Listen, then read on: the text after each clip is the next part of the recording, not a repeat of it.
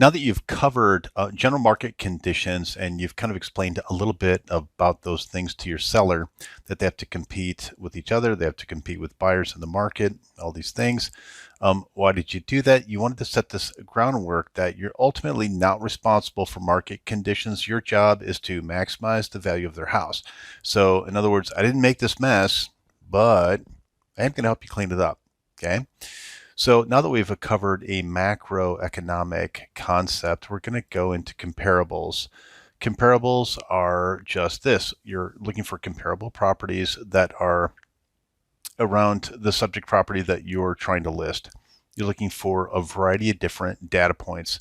What homes are currently active on the market? What has been closed on the market within the last 6 months? Appraisers want to see something fresh within the last 6 months.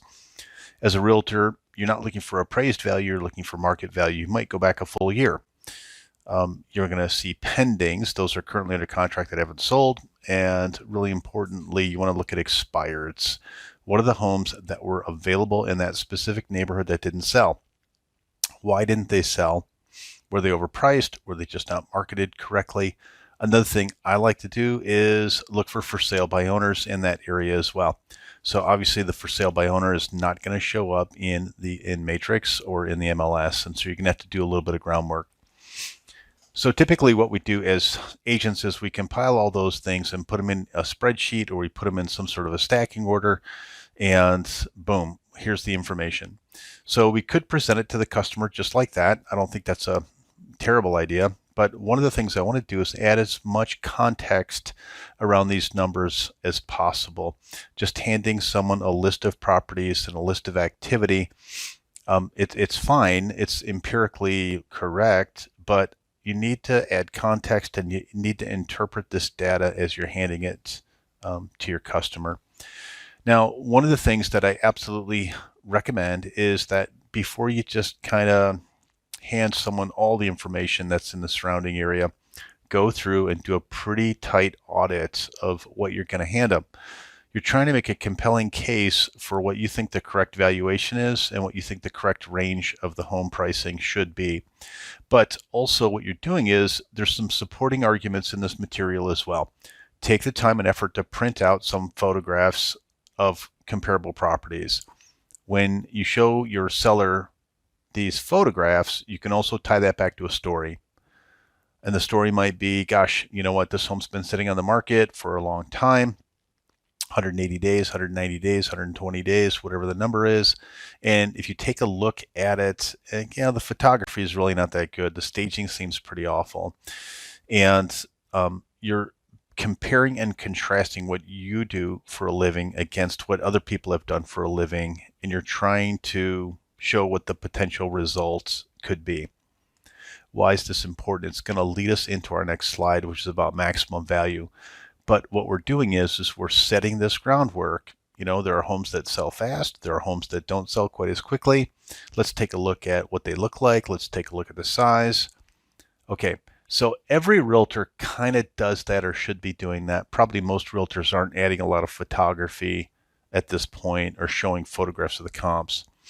I like to do it because it gives context. It helps me promote the fact that I am a better realtor than other realtors.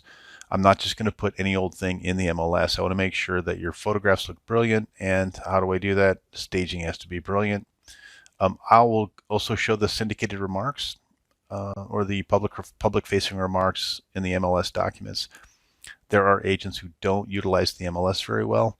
There are key words that get picked up in those public remarks that feed into searches and SEO, search engine optimization searches. If you're not paying attention to what is in those remarks, then you're definitely not doing the best service you can do for your customer.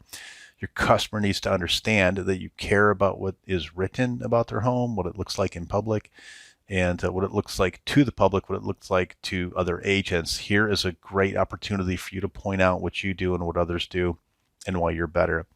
Okay, like I said, some agents do that, maybe even most agents do that, we'll see.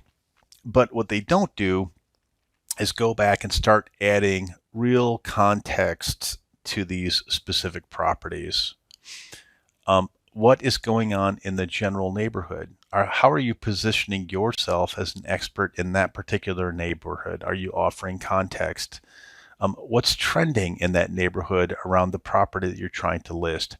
Is it a neighborhood that's commonly being influenced by fix and flip opportunities? Is there a lot of new construction? Is there some sort of community redevelopment? Is the community on the rise? Is that neighborhood on the rise? Is it a rising star? Or has it begun to stagnate because people are leaving that part of town? If you don't understand these things and how to combat them, then the numbers that you're offering these people really don't, it's half the story. You're not really filling in the blanks to the story. I absolutely recommend as a listing agent that you kind of focus your efforts on some specific locations. Don't be a shotgun listing agent all over town. Find some key areas that you want to really run deep in and centralize your business. This is going to make you a community expert. For gosh sakes, go visit the schools, talk to the principals, talk to the vice principal, talk to anybody who will talk to you within the schools or the school district. Go to the local police department that services that area. Go to the fire department that services that area. Start some sort of a personal relationship or a conversation with those first responders. Hey, how long does it take to respond to get to this neighborhood? If there's an emergency at 123 Maple Street, how long does it take you guys to get there, right? Now, let me ask you this. What other realtors, what other listing agents are doing that? The answer is none or very few. Your job is to get a 100% conversion rate off this appointment. I want you to differentiate yourself from other agents in the market. If you're listing several houses within a mile, 2, 3, 4 miles of one another, you're going to be able to start building a portfolio of information that other agents are not going to have, and they're not going to be able to draw on the importance of them. How close is the commute? How close is it proximity to major employment? What about retail, shopping? What about food, entertainment? What are other points of interests?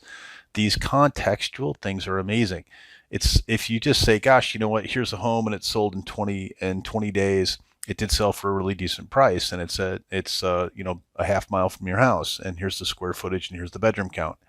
Okay, well, what it doesn't show you or tell you is that it literally backs the elementary school, and there's playground equipment within 100 feet of or 500 feet of the backyard. Okay, so if you're a local expert, you really understand the importance of that and why there was a young family that was very interested in this property, and that's why it sold so quickly, because the demand is high, because also that particular school has the academy, which is for gifted students, and there's a waiting list for that, yada, yada, yada, yada. Now, you're not gathering all this information to bore the living daylights out of your seller. What you're trying to do is establish the fact that there is nobody more qualified to represent their home for sale than you. You know the neighborhood, you know the comps, you know why comps, there's more than just the numbers, there's the context. You're constantly driving value back into that presentation point. I talk to several agents, and sometimes they ask me this question. Okay, I work at a brokerage, and they have a listing presentation. I hit the button, and it spits out 500 pages or 50 pages of listing presentation. So I'm done. I'm good. No, you're not done, and you're not good. That generic kind of listing presentation typically is something that's put together by large brokerages or even small, medium brokerages. And what they're doing is they're trying to say, hey, we have a simple system in place. If you just hit the button, you're going to be able to have a listing presentation. And isn't that great? And that's one of the main reasons that we charge you so much money to hang your license with us, because we provide all these tools. Well, there's not a lot of value in that tool because you haven't really drilled into what the benefit is. And if you just hand it to a customer, maybe have a brief explanation of the 50 pages and walk away, you're not building enough value to defend your commission when that objection comes up, and that objection will come up.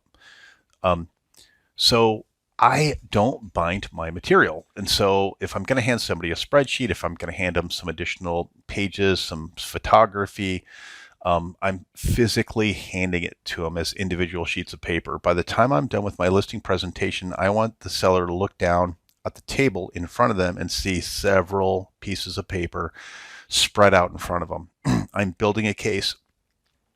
And so I would really, really stay away from standardized, highly standardized corporate style listing presentations. Now, with that said, I do want you to craft out your own. I want you to craft out your own specialized material.